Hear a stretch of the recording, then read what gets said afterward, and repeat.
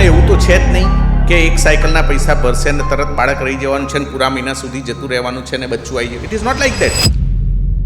અમે એવું નથી કરતા હોતા કે પહેલા દિવસે પેશન્ટ આવી ગયું એટલે પેશન્ટને કહી દીધું તારા IVF જ કરાવવું પડે, બીજું કોઈ રસ્તો નથી, આટલું કરાવી દો, આટલા પૈસા ભર દો, આમ થઈ જશે. It is not like that.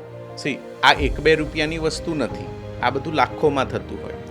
અને એવું તો છે જ નહીં કે એક સાયકલના પૈસા ભરશે ને તરત બાળક રહી જવાનું છે ને પૂરા મહિના સુધી જતું રહેવાનું છે ને બચ્ચું આવી ગયું. It is not like that. મેં જે તમને સમજાયું એ IVFનો સક્સેસ રેટ સમજાયો.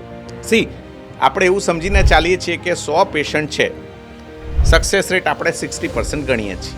પહેલું સાયકલ થયું તો 100માંથી 60 પેશન્ટને પહેલા સાયકલમાં પ્રેગ્નન્સી રહી જવાની છે, બાકી રહ્યા 40.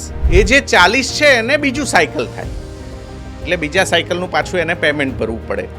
જો એમ્બ્રિયો વધ્યા હોય તો સાવ ઓછું પેમેન્ટ થાય, 40-50 હજારમાં થાય. એમ્બ્રિયો નથી વધ્યા તો પાછું ફરી લાખ, 1.5 લાખ, 2 લાખ ખર્ચો થાય.